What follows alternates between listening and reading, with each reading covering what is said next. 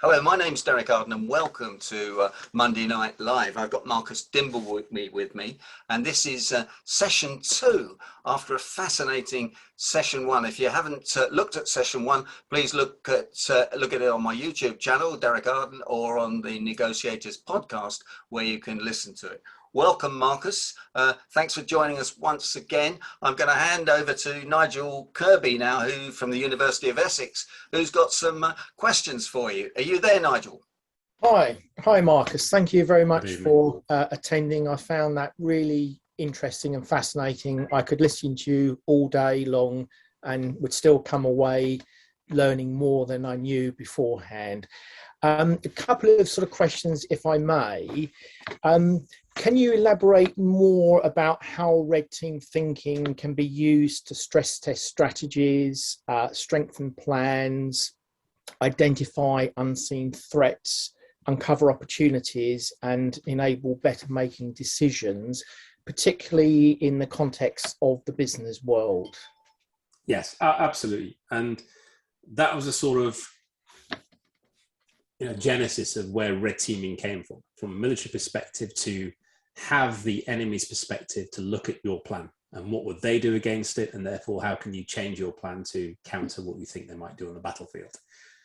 And then what Bryce did was take that from the concept of the Army University into business through his book Red Teaming, and he tried to do that, and he did that successfully for a couple of years, where teams would form as a red team, and then as strategies were written and plans were formed, they'd be given to that red team, and then they would put them through the process where they are being collegially contrarian, they disagree agreeably, and they dissect those plans and strategies and break them apart for all of their assumptions that are within, real understanding of the problem that they're trying to solve and why they've been written in the first place. And basically what we do is, it takes it and it makes a plan better. It doesn't make a better plan, because a lot of the concern from the executives, which is a sort of carryover from the red v blue type enemy mentality, is that if you take my plan or strategy, you're going to shred it, and I'm going to get Marcus's plan back, and my plan's going to be in the bin, and I'm going to look like a fool. And that's absolutely the opposite of what it is. What it's going to do is take your plan, dissect it, and then analyze each of those parts where the thinking hasn't been applied critically enough, some of those threats that you haven't seen, the challenges and assumptions you've made are wishful thinking often, but also, again, all very negative perspectives, threats and challenges. It's also the missed opportunities, and we've seen this in the last 18 months in COVID, is so many opportunities as individuals and businesses you miss because you're so focused on the threats. Your head's down, you're blinkered, you're in that tunnel vision of competition, environment, business, what's going on, that all these beautiful opportunities are floating around you and you don't see them, therefore you don't grab them. But you do see the ones that do. And the ones that do have really made a difference and are surviving and thriving now because they've seen how to do this, whereas others don't. So that's the real entity of what red teaming was first about, was to look at those strategic plans, initiatives and gnarly, wicked problems that organizations are facing. Do you think sort of future headhunter agencies will be looking at red team thinking as a vital skill set in terms of identifying future thought leaders? 100%. They already are. The number one skill of the Fortune 50 CEOs when asked last year was critical thinking. The World Economic Forum last October put out a paper which they stated that the top two on the list were critical thinking analysis was the one that was most increasing and in demand, and problem solving was number 2. McKinsey, much as we love to hate them, they put out that there's clear demand for higher cognitive skills and it will grow. And they reckon that by 2025, analytical thinking, creativity and flexibility will be among the most sought after skills out there. So this is definitely top of the list. And the problem with most of these things, it sits in what's called the soft skills bucket, which just sounds lame in its own name and people don't like it. Oh, soft skills, don't need that. It's all about the hard skills. When you recruit for somebody, you focus on the hard skills. When you look at their CV, you focus on the hard skills. When you're pushing people at work to go on training, 85% of the skills required to get on in business, Harvard Business Review study 2015, require soft skills. 15% require hard skills. What's the training budget spent on? 85% of the training budget is spent on hard skills. So it's a complete inverse proportional requirement And therefore, it's no wonder that you see executives struggling with the soft skills, empathy, communication, leadership skills, when they get to those levels, because they've got the hard skills galore. And this is where, again, going back to what Derek was talking about earlier, I think the military teaches you those capabilities. So bringing in an ex-military, bringing a veteran to your organization, they're coming with those soft skills preloaded. They'll learn the hard skills, they can pick those up, but you get in those up front. And I think that's a real powerful combination. Very, very interesting. And another question before I bring in Tim, if I may, can you sort of tell us a little bit more about the sort of biases and heuristics that influence or guide our thinking when we make decisions, and how they can negatively impact on thought leaders who think they've strategized, they think they've got the ideal plan, but in reality, there can be inherent flaws or weaknesses that the future will find the fallacies of those heuristics and biases. Yeah, absolutely. I mean, all sort of stems from Adam Smith, a Scottish philosopher who for sort of 3 centuries convinced us all that we were rational human beings. And unless we were dissuaded by love or strong emotions and lack of information, then we'd made rational decisions. And it wasn't really until Daniel Kahneman came along and just challenged this, and he said, absolutely not. Our brains are machines that are built for jumping to conclusions. Fact. And all of our brains are influenced by biases and a dizzying array of the many that are out there, and heuristics. And again, people deny that fact. To deny that means you don't have a brain between your ears, because it's physically impossible not to be influenced by bias. So what Kahneman says is, and it goes back to the origination of how we survive, is, we all have a brain. Our majority of thinking is what he calls system 1 thinking, which is fast, rapid, unconscious, often error prone. But it comes from surviving the saber-toothed tiger, surviving when a bus turns around the corner in the middle of the road and you instantly react. Versus system 2, which is far more logical, conscious, thought out, takes a bit longer, but is far less error prone. And the problem is 95% of us think in system 1 all the time, which when you're facing these complex problems that we're looking at today, you can't be leaping in. And we do the Thinking Leader podcast, and the strapline for that is, bad leaders react, good leaders plan, great leaders think. That doesn't mean you sit around thinking all day. It means there's action very quickly, but you are taking that time to think before you react. So you're responding after thought versus knee-jerk reaction. Sometimes you have to react, which is where system 1 does kick in, but we have to shift our brains. And the reason why we're thinking that way is because of all the biases that we're affected by. Some of it unconscious bias, often some of it conscious, optimism bias, normalcy bias, gambler's fallacy. There's hundreds of dizzying arrays of these types of biases that affect us, and the heuristics and mental shortcuts that we've learned over time that make us trigger when we're faced with pressure. And there's often an issue where, however calm and cool you are, when you apply pressure to somebody, they can often react in a very different way. There's a strategic development initiative tool you can use where it plots your position on one stress level and then on another. And the further you are apart, it shows how Jekyll and Hyde you are in those reactive statuses. And therefore, it's really important to understand that what the tools and techniques do is it helps you surface the biases, both your own and your team, but also those are the individuals you're working with. So if you've got a CEO who's given you a strategy to the red team, one of the first things we'll do is an assessment of the CEO, an analysis of how they're thinking, what they think like, what's influencing them. We did a podcast with Dr. Gary Klein recently, and he said he has clients who get pregnant with a plan or pregnant with a deal. And if you're going to go and tell the CEO that his baby's ugly, then you're a braver man than I am. So it's understanding that person, how they're going to respond and react to what you say, how you say it, and how you interpret it. And someone said the other day, he said, we love red team. It's very sneaky in a Machiavellian way, but in a well-intended way, because it allows you to be a chameleon and adapt your approach and your thought process and your briefing techniques to make sure that the person you're addressing is receiving in the right manner intended. And that's why it allows us to, what we say, disagree agreeably while being professionally provocative in a collegiate manner. Because otherwise you become that lone dissenter, mouthing off, and everyone just thinks, it's Dimbleby again. Here's another challenge, but without that collegiate behavior. And Kahneman goes on to say, he says, if organizations wish to survive, they have to protect their dissenters, because they're the people who are passionate, they care the most, they're frustrated and speaking up more. And if you dash them, they'll go, and people see that, and therefore they keep their head below the parapet. And in doing so, you get sheep-like passivity and mediocrity. And the more bias kick in and continue to make that as an institutionalized mitigation against groupthink. Fascinating. I could go on for more, but I'll hand over to Tim, because I know Tim's got a few questions before Derek rings the bell and calling time out. Okay, so we're going to switch over to Texas now, if you're there, Tim Durkin, and there's a few questions coming up in the chat box, which I'll pick up afterwards. Tim. Commander, I would like to begin by, as a former Vietnam era infantry platoon sergeant for the United States Marine Corps, otherwise known as Uncle Sam's Misguided Children, how incredibly proud I am that you served among us. So thank you very, very much. You get us, and I think we get you as well. So thank you for that. I am a red team advocate. I have been for over a year now.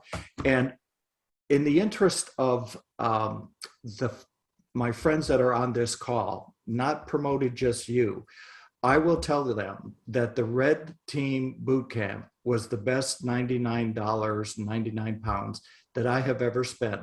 Not only was the process enjoyable and a very, very well-written course, and by the way, I blew the case study completely. I wasn't red team thinking, and but I will say that I used it. I went to the course. I then worked with one of my clients, and we have had a spectacular success story based on starting with the 6 strategic questions, which you get in the boot camp, and also doing think, write, and share, which is such an easy and unbelievably effective process. Just those 2 alone were worth it and have returned my investment many, many times. My question is, I know that we lost the University of Foreign Military and Cultural Studies. That was 86th by I don't know who. But without throwing you under a political bus, could it be, as used as an example, that the mistakes made in the Afghanistan withdrawal by leaders, I'm not talking politicians, by leaders indicate a loss or a lack of red team thinking? In other words, nobody ever said, what if the Afghan military throws down their weapons and takes off? What if we close Bagram Air Base and it turns out that that's probably the one place we could defend and save 13 Marines' lives? Would you say that showed a lack of red team thinking? Again, I know I've put you in a difficult situation. Not at all. We've discussed this at length, as you can imagine, for the last couple of months since this has all happened. And our initial response was, where's all the red teaming gone? Why hasn't this been red teamed? How could this not have been red teamed? My kids could red team this incident and see it coming. My cat could have. I did a great joke about a bloke down the pub and a cat predicted all this long before the president did. And having done more research and contacted our people in the 3-letter agencies and spoke to them and the Pentagon, they said this was red team to death. And one of the rules of red team is it only works if you let it. And also you've got to have the top cover. So, if the CIA and others are passing up their red team findings and it's going to a National Security Council level, but it's not been heard, or it's been filtered, or it's been ignored, there's not a lot else you can do. And sadly, when you're dealing with that level of command and, power, you've got to try to understand why it's not been listened to and why other things, the French started evacuating in May. Mm-hmm. So if the French are doing it right from a military perspective, then we're way behind the drag curve. So the red teaming did go on, and we'd red teamed many things in the last 18 months, of all which have pretty much come true. Capitol Hill storming, we red teamed that in March 2020 as a predicted outcome. So Afghanistan was not a surprise to anybody. So it's only the bewilderment of why it was allowed to happen the way it did that still stands today, and we're still not getting any answers. Or, as you've seen with the Marine Lieutenant Colonel who's being dismissed and is about to leave, he stood up and he demanded accountability of the generals and the Commander-in-Chief. And by doing that, through the channels that he did it and not the proper process, he's been removed from command and is choosing to leave. But that's a man standing by his laurels and his integrity, because at the end of the day, we deserve it. We are public people and they are public servants, and there needs to be accountability for these decisions when we see the horrific impact that they have. Yeah. Now, it should be pointed out, though, that red team thinking has, when it was abided by, if you will, it has stopped hundreds of mass casualty terrorist attacks before they began, obviously. Yes, absolutely. That is covered in the book. One final question is, when you do a strategic plan and then you red team it, does it always indicate the need for an organizational reorganize or an organizational redo? Because that is one of the things we're running into with my client now. We've done the strategic plan, we continuously red team it, but now it is thought that it needs a new organizational chart. And I don't know if that translates to the UK. No, absolutely. No, doesn't always translate. It doesn't always mean that's the outcome required. But often I think the problems you see from the strategic viewpoint that, the future path that it expects to go down, as you start to venture down that path, even with a red teamed plan, as it starts to veer off the intended path, is often the reasons because of exactly what you highlight, Tim. The organizational structure hasn't evolved. So to me, I call it Victorian plumbing. We get so often asked, hey, can you come and put a brand new fancy boiler on the end of in my kitchen to replace my old one? Well, I can, but have you checked your plumbing? What do you mean? You've got Victorian plumbing in your house. If you strap on a fancy megawatt boiler, it's going to blow the pipes. It won't be capable. Then you'll blame the boiler. It's not the boiler's problem. So the first thing we often do is, before you start looking at what your solution, the strategy to build, an online cloud platform, or to bring AI to take over all of our back office work, or to move to an agile way of working, before you do that, we do a great tool called the enemy within, which is, what are all those problems that you are doing internally to yourself that are impacting you on a daily basis? The anchors that you attach to your feet on a daily basis, your red tape, your bureaucracy, that everyone knows about, but are almost going, that's just how it is here. It's always been that way. Or I tried to complain about HR's process and I got told to shut up, and all of those things. But when you bring them out as a stark reality as a group, and you see that between 40 and 70% of these things are physically occurring in your business, then you can say, look, your strategy will fail. And it's not that it's a bad strategy, but it won't fit on the foundations you've created. You need to replumb, you need to replan and refit your organization to cope with this. And especially when you're moving into what we call this digital era now, where everybody wants digital. So the focus has gone from old school project management of people, process, technology. We seem to have flipped that and now focused on technology, rigorous process, and the people like kind of an afterthought. Where I don't know an organization yet, but I've yet to work in one that doesn't have people involved in it. Whatever business you're in, banking, military, hospitals, firefighting, retail, you're in the people business. And that's why the element of red team thinking is so ubiquitous, because it's agnostic to anything. If you've got a human working in your building, we can come in and help. And if you don't consider that people entity in your planning, in your strategies, how they've evolved today, then it doesn't matter how good your strategy is. If you're not going to roll it down the tracks that are fit for purpose, then you're going to come a cropper like you're finding out already. Thank you. I'm going to turn it back to Derek, because there are some very good questions in the chat. Cool. So Derek, back to you. I've just got one final question, Nigel. if I may. Right. Go on then, Nigel. Off you go. Derek. Marcus, a final sort of question is red teaming thinking not just simply advanced risk management? No.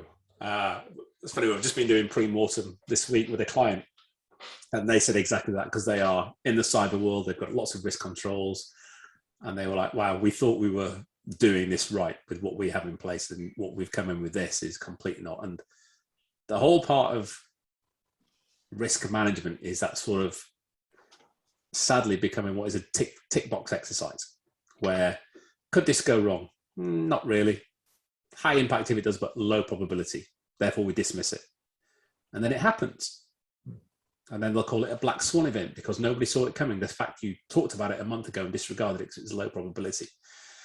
So instead of having that dismissive sort of in a box in a quadrant, we'll ignore it until it becomes a factor.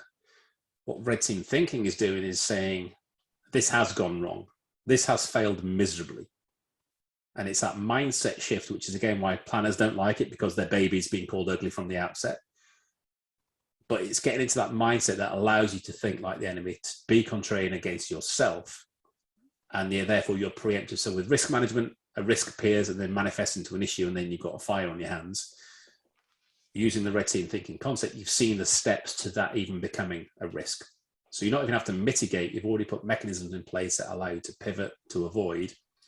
And you've got people into a mindset shift that they're looking for negatives and positives of what lies ahead, rather than just sort of coasting and waiting for the wrecking ball to come in from left and right. So that's the big difference from what we see with our clients, is really taking away that is often a 9-box matrix way of measuring.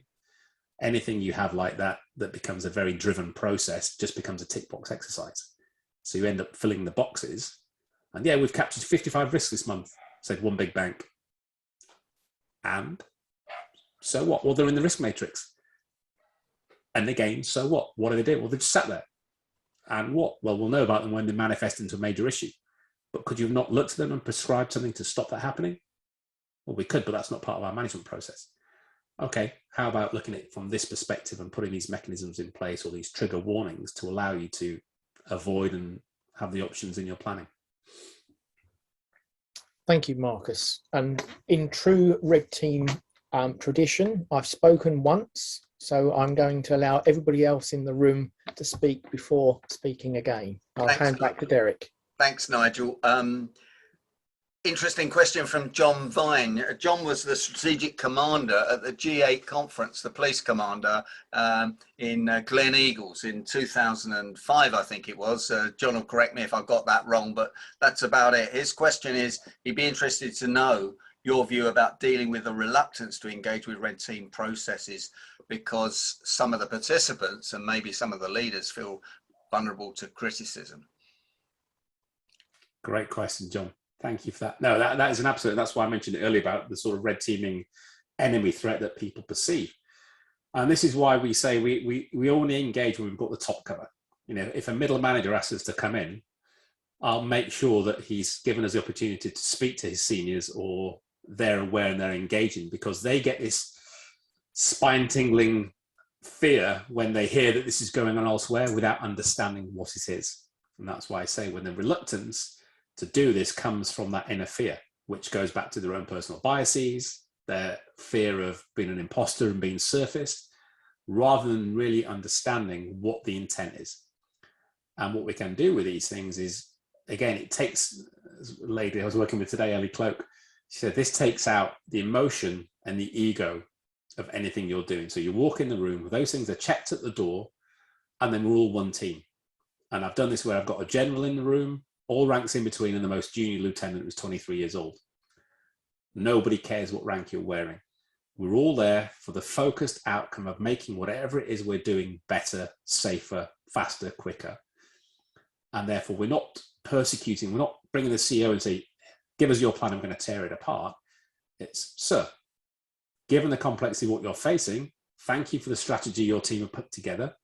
And thank you for allowing us to look at it from a different lens, with diversity of thought from the different people across the organization.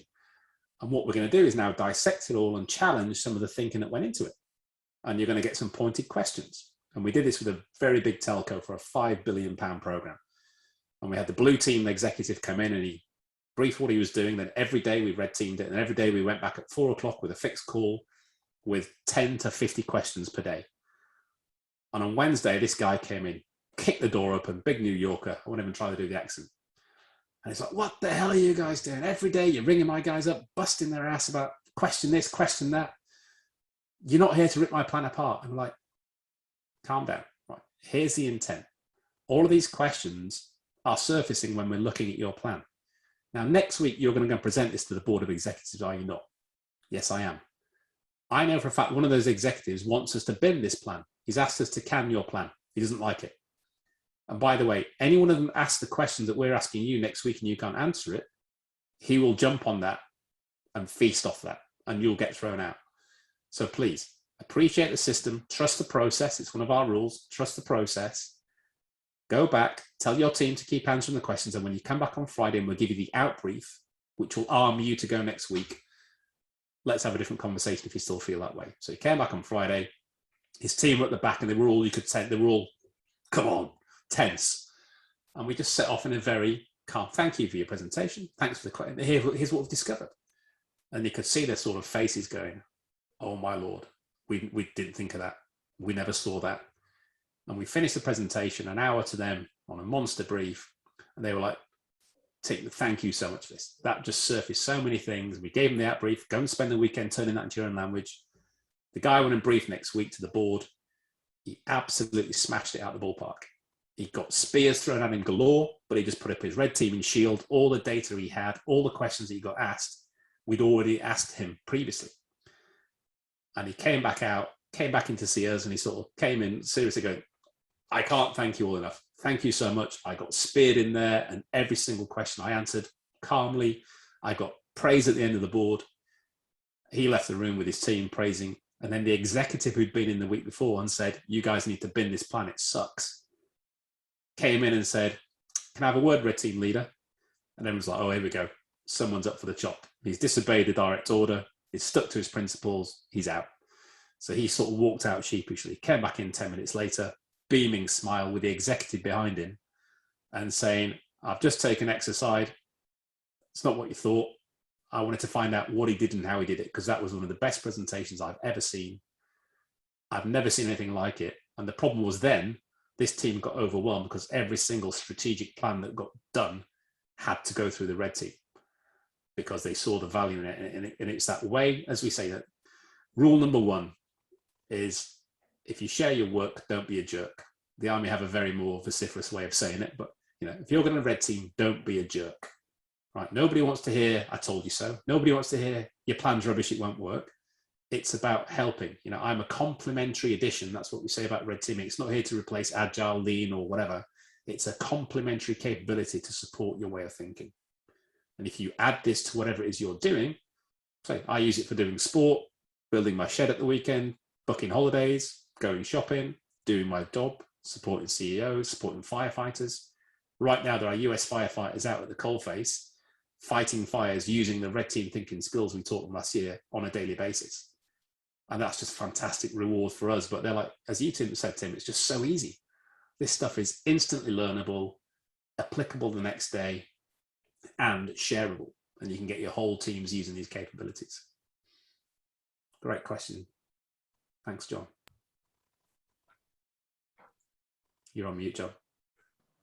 I was muted then, sorry, I can't, I'm working the controls, can't multitask. I think you told me that you can teach people to multitask, is that right? Absolutely, Fighter Control 101. Yeah, I think we'll have to have you back on for that. Last question before I wrap up, and I hope you'll stay on and join us sure. afterwards for the debrief. The cocktails? Certainly, down the Zoom line. Boom, boom, we call it. What about unseen threats? How does the red team think the unseen threats that we've seen over the last few years that we just don't know what they are? The black swans and the unknown unknowns that Mr. Rumsfeld talked about. You find them because somebody knows about them. There's no such thing as an unknown unknown. Somebody somewhere knows. And if they don't, if you ask the right questions, then you can surface, the likelihood of something. And you can make an educated guess. And it's exactly what we're doing today. We're doing what's called the swan dive, where we take an event, and Gary Klein calls it the closest thing you're going to have to a crystal ball. So between the pre-mortem, predicting what could possibly go wrong, then working backwards and analysing the steps that cause that, to what we do today, where it's a swan dive, where we pick an event that would have a major impact should it happen. And then you go to the right, like a bow tie, and go, right, what are all the implications if this happened? What are the things that could manifest? And then you come left and go, okay, what led up to that event happening? What are the indicators that we'll see? What are the things that, if you look around, Capitol Hill was a perfect example. If nobody saw that coming, they were blind, because there were so many indicators just by watching the news, social media, talking to people in the street, that was bubbling. over, and it came to a crescendo. And any one of those things could have been nipped in the bud early on. And this is where it goes back to leadership. If you have strong leadership who's got the visibility of all these things occurring, and then it's the old picture where you see the hand coming down and the dominoes that are toppling, and you stop those dominoes falling. That's the ability. So I think this fallacy of there's a black swan out there. And we did this today, and I said, right, tell me about, I explained what a black swan from Eco Taleb's idea where a black swan was. It's the event that's unseen and has major impact, but only with hindsight could you predict it was coming. And I said, right, give me some examples of black swan. And people, 9/11, coronavirus. These aren't black swans. Yeah, everyone knew about 9/11 until it happened. There was loads of indicators, and the biggest finding from the report afterwards, there was a failure of imagination between the CIA, the FBI, the Defense Service, all of it. So all the pieces of the puzzle were there, and that's the problem with all these things. Google Bill Gates 2015. He spent an hour-long presentation about COVID and when it's going to come, and we sit here like, wow. We even saw it happening in China, yet we sat here like a black swan was arriving in March last year in the UK, despite 3 months of heads up. And therefore, all these things, it's this reticence of what's called the ostrich effect, where you've got your head in the sand, you don't want to hear it. It's what's called normalcy bias, where you possibly can't imagine how bad something can get until it happens, by which time it's too late. And all red team thinking does, it creates those scenarios and puts you in that position of this has now happened. Right? Get uncomfortable, or get comfortable with being uncomfortable. Don't sit behind 3 feet of mahogany in your corner office, we're hoping all's going to be well, because it won't. Get down to the coalface, talk to the troops on the ground, talk to the guys on the production line, find out what's going on. And in doing so, they'll let you know what's coming. They'll tell you the unknowns to you. It's known to them. And it's enabling that engagement, wisdom of the crowd, and the surfacing of the ideas, the answers, the problems, up to the right level of command. Marcus, that's absolutely fantastic. My worry here is, and you won't know the answer to this, is how do these red teamers get it through to the politicians? Because, we all, you can say we saw it coming, but does Boris want to believe it? Does Biden want to believe it? I don't know. That's a good question. The $1 million question, and we're working with the government. I'm in there tomorrow, helping them in different areas in civil service.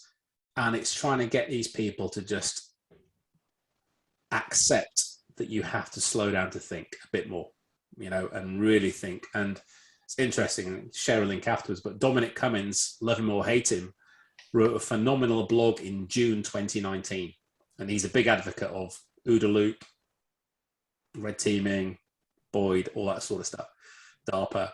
And in 2019, so what's this now, 8 months before it all kicked off, great paragraph, he said, the government needs a red teaming outfit that sits across cabinet above them and is there to validate and challenge every decision they make. Every decision they make. And he said, it may cost millions to do that properly. He said, but the billions it will save in blunders, and he uses the word blunder, and we have seen blunder after blunder after blunder since then, is unheard of, and like I said, we did our last live class in March 2020. We're in London teaching this the week the balloon went up, and through the whole week, and one of the guys on the course sent me the notes on the wall, the butcher paper, and every event that happened with COVID, the lockdowns, the travel bans, the school, all the stuff were all predicted by a group of 13 individuals who had no experience in anything, just using the tools and asking tough questions. And state of sort of martial law, national unrest in America came to the forefront, and that's not over yet. So there's still a lot of decisions going on to make these ministers see. I'm speaking to the other half of the team. When we spoke to the other half of the government team the other week, it was just after they'd done the national insurance tax rise and the dividends tax rise. And it's like, what does it take to make these individuals ask the question before they make the decision? And one of the best effective ways we do this with executives, we write the headline news. So you put the headline news in front of them before they make the decision and go, if you do this, this is the reputation you're going to get, the damage that's going to be on the tabloids tomorrow, and the spears are coming inbound. And if you look at the number of U-turns the government have made, passports. We red teamed that in June and said this will never happen. Stopped. Funny old thing. It's not going to happen. And they do these things without thinking it. And it's not taking weeks to think. It's a matter of an afternoon against one plan before you make that decision and go live at 5 on the news would save you absolute faith. I mean, look at the lack of trust now in governments across the globe. And sadly, the West, we had a big client in Vietnam supposed to go out last year. And we used to go there because they revere the West, a lot of the West. America, UK, business, amazing. We spoke to them after COVID. They said, you guys are now the laughing stock of the world. You know, the fiasco that you've created, and then you see Afghanistan, and then you see post-COVID, you know, then you see Brexit. All of these things that are all well-intended, but the way they're being handled and the manipulation behind a lot of the reasoning beggars belief. So that is our goal, Derek, is to be able to get these in, and we're working with MOD, we're working with government, and we're just trying to creep up the poll to get as high as we can to help people see this, because once you see it, it's almost, you can't not do it because it's so simple, so quick, and why would you not, is my challenge to any executive when they've seen this. Marcus Dimbleby, can I thank you for your time? Can I congratulate you on the work you're doing on behalf of the Inner Circle, on behalf of Monday Night Live? I'm just going to put you on gallery view. Could you show your appreciation to Marcus in the normal Monday Night Live way? Thank you very much. Thanks very much indeed. And Marcus, just for people listening to this or viewing it on YouTube, how do people get in hold of you? So, Marcus at redteamthinking.com is my email. And if you go to the website, redteamthinking.com, you can see what we're all about, training opportunities, and lots more. Thank you very much indeed. If you're watching this on YouTube or the Negotiators podcast, please like it. Please pass it on to your friends. Please pass the message on. We've had over 110 interviews with people like Marcus, and we will continue to do this for as long as we can, because we need to understand what's happening in 2021 and 2022 and going forward. Marcus Dimbleby, thanks for joining me.